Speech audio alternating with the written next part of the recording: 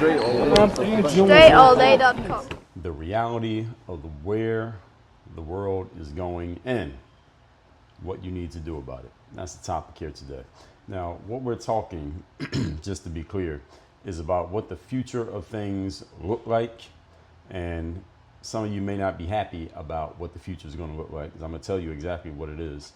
And some of you may not agree with what the future is going to look like, but these things are going to happen whether you like them or you agree with them or not. So it's better to be clear on what's happening rather than hiding your head in the sand and pretending that what is occurring ain't occurring, because it is occurring. That's what I'm going to tell you here today. So this is something that you need to take heed to and adjust to. A person I've spoken on this show before, a guy named Andrew Tate. You've heard me mention him. I did an episode where there was first an episode I did where I just gave you my general thoughts on him when I first heard about him. This is back in episode 2699, which is around probably late 2022. And then I did another episode on episode 3251 when people were talking about some possible criminal charges coming up against him. And these are the kind of things I'm mentioning him because these are the kind of things that he's talking about outside of the stuff that a lot of people don't like about him, the things about women, misogyny, whatever allegations he has against him. Outside of that stuff, that's not the stuff that I found from him. That's not the stuff that I heard him talking about when I came across him. And even though I know that stuff exists probably from before I heard of the guy, since I've heard of him most of the time, he's been talking about what's happening in the world. He's often talking about masculinity, male discipline, men getting their shit together, and why it matters for the betterment of certain countries or just the world in general. So he's been preaching about, hey, there are some adjustments that people need to make in understanding where the world is going. And I'm giving a nod to him in this episode because he's been talking about this stuff for some time now. Now, not everything I'm going to say here today and not the way that I'm going to say it, but he has been talking about it. Now, his detractors, again, they try to undermine him by saying other things about him, but he's been spot on with a lot of the stuff that he's been saying. And folks otherwise generally ignore that so they can focus on the parts of him they don't like. But right is right. And when you're accurate, you're accurate. And today I'm going to go into what those things are, why they matter.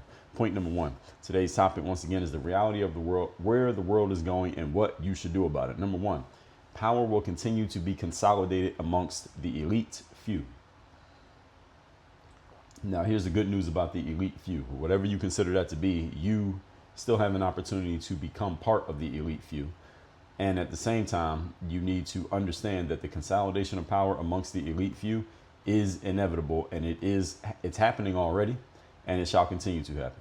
You all hear people like Bernie Sanders and Alexandria Ocasio-Cortez, these politicians, talking about the oligarchy. These are the people, this is a powerful few who have a lot of money and power and status, who basically are controlling everything, and they basically dictate how the peasants get to live. Bernie Sanders has been talking about this for 35 years. Understand that the reason he's been talking about it for 35 years is, one, because it's a political strategy for him to make it seem like he's fighting for the little guy. Also because it's a real thing, and that there are people with power who have been controlling things, and their power has only increased over the last 35 years that Bernie Sanders has been saying the same things that he's been saying. And this is the thing. Those people who have power will continue to acquire more power, whatever you think power means, whether that's access, status, having a voice, having money, wealth, and the gap between those who have it and those who don't have it, the gap is only going to get bigger. And that gap is going to get bigger for several reasons, not just because some people who have stuff are just bad people and they're just trying to use everybody else. That's what you're told by the politicians. That's not the whole story. The reality is the rich get richer and the poor get poorer because of the habits of the rich and the habits of the poor, respectively. If you have rich habits, you will get richer. You have poor habits, you're going to get poorer, no matter what anybody else does. And this is why you have an opportunity to be part of the elite few, and few is relative, who are in power and have control and have a say over how their lives go, as opposed to being part of the peasantry who gets dictated to and controlled by those who have power. Now, although you and I both know that lots of people complain and cry about the elites or the people who have power who are controlling everything, this is not a new thing. It's a common ploy that people use when they want to complain about their situation. Understand that complaining and crying about having power has never been an effective strategy for actually acquiring power. And this is a frame, a bad frame that a lot of people go through their lives with. They say, well, it's these people who have power and people who have status and the rich people and the elite people and the whatever you want to call them. They're the ones who are dominating the world, and that's the reason why I'm in a bad situation. This is how people tend to frame things.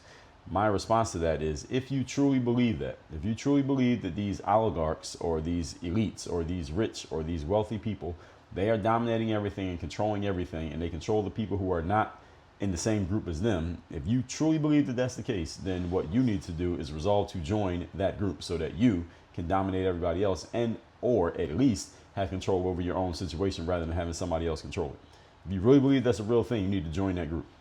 If you think rich people control everything, then you should become a rich person so you can control everything too, at least everything in your own life. Has any of you ever noticed that the people who complain about someone else having power over them, they never end up getting any power by complaining about it? Notice that people who are always bitching about not having power usually end up with less power than they had before they began bitching about not having power. So by deductive reasoning, this is just deductive reasoning that I'm offering you. I strongly suggest that if you think these people in the top 1% or 2% or 10% or whatever way you want to describe these people, if you think they're the ones who have all the power and they're doing all the stuff, then and they're controlling the other 50% because they have all the wealth and all the whatever, become one of them. Join that group. All right, get into that group. Whatever that group is, that number is going to get bigger. The number of people being controlled is going to get bigger. The amount of power of the people who are doing the controlling is going to increase, and they'll control a bigger piece of the pie. So which one do you want to be? Do you want to be one of the peasants that is being controlled, or do you want to be one of the people in control who can keep everybody else from impinging on what you want to do and the way that you want to live? If power is that important to you, I would suggest that you get on the right side of the equation from the complainers. You don't want to be on the same side of the equation as the complainers, because the complainers can only bitch about what they don't have, whereas the people who have it, they don't have to do anything. They don't have to say anything. They don't have to complain because nobody's doing anything to them. They have power. And so when you have power, you can at least keep people off you, which I think what many of you want to do. Maybe some of you want to actually be the person doing the controlling. Fine, whatever you want to do. Understand that this process of the people with power getting more of it and the people without power having even less of it, this process is not changing and is not stopping. Right? This is a real thing. It is really happening. It will not be reversed, by the way. Nobody gives away power. So if power is important to you, I suggest you get on the right side of this equation. And if you're already on that side, stay on that side. Point number 2. Today's topic, once again, is where the world is going and what to do about it. Number 2, masculinity continues to be attacked while at the same time it is fighting back. One of the good things about masculinity these days is that it is fighting back, and even the females who want to see masculinity come back are doing their part to play their role in this battle. I told you in episode number 1863 how we bring masculinity back. In other words, I've been talking about this for going on 5 or 6 years. Episode 2376, why we need masculinity more than ever. Actually, that's more than 5 or 6 years. How many was that? 1600 days? Was that 360? It was about 5 or 6 years. Episode 2376, why we need masculinity more than ever. I did a 3-part series debunking the concept of toxic masculinity, starting in episode number 3197. And in episode number 3349, I gave you a guide to masculine movement. So I've been talking about this for a while. So when I say masculinity continues to be under attack, understand, first of all, masculinity doesn't just mean being a man, although masculinity is the domain of a man, a male human. Masculinity is about standing up against things that are unjust, not according to standard, and not tolerable. That's what masculinity means. Those are some of the foundational pieces of being masculine. Is that something is not just, it is not up to standard, and it should not be tolerated. Masculinity stands up and says, this is not okay. The attack on masculinity shall continue, and the pushback against that attack is again starting to mount. The thing is, the reason why masculinity has been, well, several reasons why it's been under attack, but some examples of how it's been attacked is that when something seems unjust, intolerable, not up to standard, what's happened is the people who normally would stand up and say this is not okay, they've been bullied into silence, or they're too scared to say anything, or they've allowed the group dynamics, meaning there's a group of people who are okay with the bullshit, shouting down the person who was going to say something. And what's happened, slowly the tide has been turning. The people who actually have balls are starting to come back into style and say stuff. And the more people who stand up and have balls and they survive to tell the story, more other people are flipping over and saying, okay, you know what? I thought this was bullshit too, but they were too scared to say anything. But now they saw you do it. Now they have the confidence to come out and say something too. So eventually the tide begins to turn. It turns with a few people having some nuts standing up and saying, this is not okay. This is below standard. This is not acceptable. And then slowly everybody else goes and follows that person.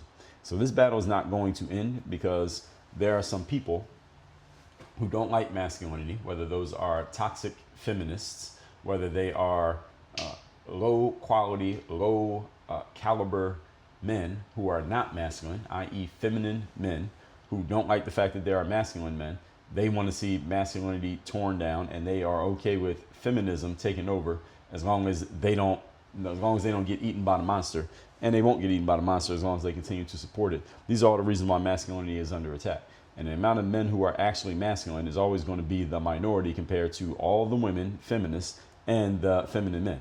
They will always outnumber the masculine men. But as the saying goes, an army of sheep led by a lion will defeat an army of lions led by sheep.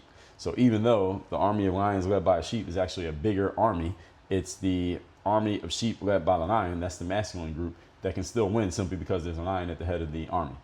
If everybody follows my mixed metaphor there, not a perfect metaphor, but you should get the point. So 100 sheep can't beat 2 lions. All right, 2 lions can kill 100 sheep because the sheep don't have the weaponry to defeat even one of those lions, even all teamed up together, if the lion is actually doing what a lion does. So what this means is people who have a backbone, we are going to stand up, speak for ourselves and for others, and these people are going to become more valuable. People who have some balls are going to stand up and speak up for everybody. Other people are going to appreciate them, and then other people are going to start to follow them. Simply because there are fewer of them, the chorus against them is always going to be louder, larger, and stronger. So the need for them will increase the more people get converted and say, you know what, damn, I'm glad somebody actually said that. So if you're one of these people who has the balls to stand up and say, this is bullshit, this is not okay, I'm not standing for this. If you're one of the people who is willing to do that, your value will continue to increase simply by the law of contrast and the law of scarcity. The law of contrast, you stand out when you are doing different than what everybody else in the space is doing. The law of scarcity, your value increases when there are fewer of you and thusly fewer replacements for you. I will remind everyone, whether you are male or female, that masculinity is what builds, protects, and advances societies. This is an absolute fact. It is non-debatable. Masculinity builds societies, it protects societies, and it advances societies. So therefore, if you destroy all masculinity, your society cannot be built, it cannot be protected, and it cannot be advanced. And there's only a matter of time before a masculine society notices your vulnerability of having no masculine cover, and it comes and takes over whatever society you have. This has happened over the course of history every single time. And if it happens in our world, the world that we're living today, we will be overtaken by forces that have more masculine activation than ours does if we become a feminized society. This is one of the reasons, one of many reasons why feminism needs to fall all the way back, and one of the reasons why I've attacked it so many times. I talked about how feminine ends in episode number 3346. I also identified toxic femininity in episode number 2457. I did a whole 6-part series on the feminization of sports and why sports are starting to fall apart based on feminization. And also episode 2039, the worst traits of the feminized man. So understand, without that masculinity, no society can grow, thrive, or survive attack.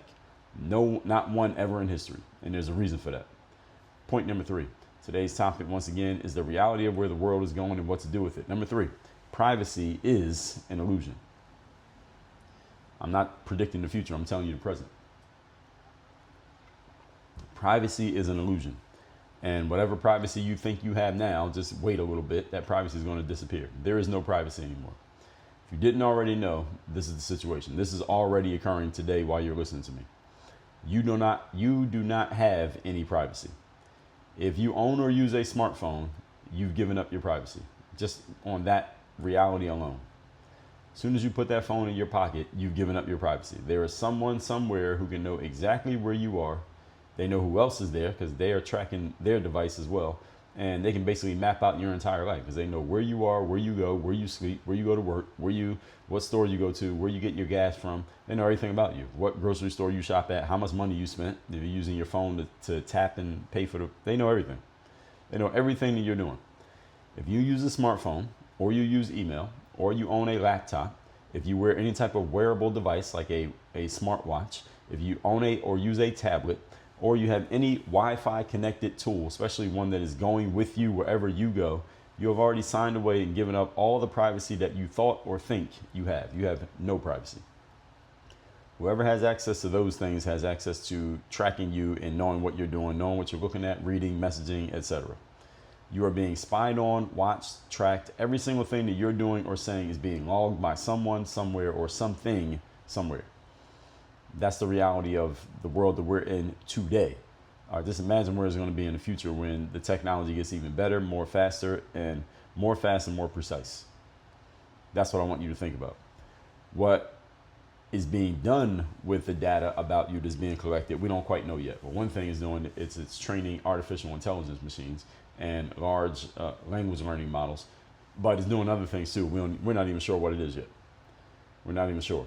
There are plenty of people who worked at big tech companies like Google and Facebook who have stopped working at those companies, wrote books and come out and done speeches speaking out against the things that these companies are doing when it comes to invading privacy and warping the minds of everyday people. And they often say, hey, what's happening with your data? A lot of people don't really understand how much of your data you're giving up. A lot of people, and a lot of those people, say that 10, 20, 30 years from now, we're going to be looking back and studying how everybody voluntarily signed up to give up all of their privacy for these smartphones and this social media and all this digital technological connectivity that we now enjoy. The thing is, there is somewhere out there that has your data, and it can be accessed by somebody if they ever decide they need it. I tell people often when I'm doing my live streams, like as soon as you sign up for a social media app, you've given up a ton of privacy. You have a phone, email, or social media. You have a phone, Wi-Fi access, or social media, you've given up your privacy. You have any one of the three, you've given it up. And if you use all three, they're just watching you. It's like watching you on a reality TV show right now. You have all your privacy and all your data to that company as soon as you sign up, and you check the box that says, I agree to the terms and conditions. This is not hyperbole, by the way. This is 100% true. Even if it is not disclosed to you that your data is being tracked, your data is being tracked. Especially you social media users. If you're not told that they're tracking you, they're still tracking you. And they will continue to do so. Why? Because companies gather that data. It's very valuable data. They sell it to advertisers to make their money. It's literally their business model. So moving forward, there will be less and less privacy because more people will have more devices that are more capable of capturing and recording more information, especially of anything or anyone that is out in the public. And when I say public, I mean something as simple as you going outside or going to the grocery store. That's what I mean by public. That's not something like you announce, I want everybody to see this. It's just as long as you're anywhere that people can see you, you're being tracked. You're being watched, you're being recorded, and whatever you do, someone is keeping a log of it somewhere. So always keep that in mind. Whatever privacy you think you have or you thought you had, it is eroding. It's already eroded a lot, but it's going to erode even more. Point number 4. Today's topic, once again, is the reality of where the world is going and what you should do about it. Number 4, you must become anti-fragile. This is what to do. What does anti-fragile mean? First of all, understand that the strong are going to dominate moving forward. If you're not strong, you will be dominated. There's no neutral here. You're either going to dominate or get dominated. Everything I've told you today leads to this inevitable outcome that you must be anti-fragile. You got to be strong. Anti-fragility means you're not falling apart when things get challenging, rough, or unpredictable. It's a form of toughness, mental toughness, physical toughness, all types of toughness, financial toughness, emotional toughness, every kind of toughness. Resilience. The winners of the future will be those who are strong, fortified, mentally and emotionally, physically and financially prepared to deal with whatever may come. Those are going to be people in charge moving forward. A sub-idea of this idea is you looking at the landscape of wherever you are currently involved and asking yourself where things might be headed in that particular space, such as your career, such as the way you live, such as your family, etc. Ask yourself, where are things going here? The better you can predict and prepare yourself for what is going to happen, the better you'll be able to deal with it when it inevitably does happen. That's one of the things that makes you strong. One of the things that makes you tough is predicting challenges that are coming ahead so that when those challenges occur, since you were already ready for them, it's easier to take control of them. It's easier to deal with them when they're coming. If you're in a combat sport and you see the hit coming, you see the punch or the kick coming, it's better to absorb it because you can brace your body for the impact. You don't see it coming, that's the one that can knock you out. It doesn't have to be that hard. So you got to be able to predict and prepare yourself for what's coming. And I'm telling you what's coming. You need to fortify yourself against whatever you've heard here today that may be a threat to you for whatever reason. Everything I told you, the first 3 points, as they occur or they're going to occur, there will be fewer and fewer people with a larger share of more power. So there's going to be more power, on a bigger pie of power, and fewer people with access to it. You will have no privacy. Most people will be happy laying down and being taken advantage of by those who have power, not even realizing what they're doing. That's already starting to happen. So you have to ask yourself where you're going to fit into this ecosystem. Are you going to make yourself anti-fragile, tough, future-proof? You're going to have the future-proof skills that I've been telling you about. I've been telling you all about how to future-proof yourself. I did a 4-part series on it, starting episode number 3137. How to future-proof yourself, knowing what's coming. Ask yourself where you fit into the ecosystem of where the world is going. Let's recap today's class, which is the reality of where the world is going and what to do about it. Number 1, power continues to consolidate. There will be a bigger pie of power as power increases, but fewer people needing to reach for those slices of pie. Meaning, if you can get a slice, you're going to have a whole lot of power simply because there are fewer people who have it, but more of it to go around. Number 2, masculinity will continue to be attacked while at the same time, as of today, it is fighting back. Masculinity is what protects, advances, and builds a society. If there is no masculinity, that entire society shall fall apart inevitably, or will be overtaken, usually a combination of both. Number 3, privacy is and will continue to be an illusion. If you use a smartphone, if you use Wi-Fi, if you use social media, you have already given up all your privacy. As soon as you sign up for any one of those applications, they are tracking you, they listen to you, they know what you're doing, they're looking at everything you're doing on your screen, they know everything about you. And all that data is stored somewhere in the world where if someone wanted to access it, someone who has the access wanted to look at it, they could look at it. Number 4, you must become anti-fragile. That means strong, tough, fortified, mentally, emotionally, physically, financially, and in every way, such that whatever happens in the future, you are able to sustain yourself and deal with it even as it occurs. That's how you make yourself tough and deal with the future before the future happens. You deal with the future before it occurs because every professional, as we talk about here, does their homework, meaning you get ready for the situation before the situation happens. Go to workonyourgameuniversity.com, secure your spot in our programs, working with me directly, getting into our group programs, getting access to our courses, getting access to DreGPT for free. Get in the university so that you can build yourself up to be ready for the future before and when it occurs. That's workonyourgameuniversity.com. Work on your game. Dre all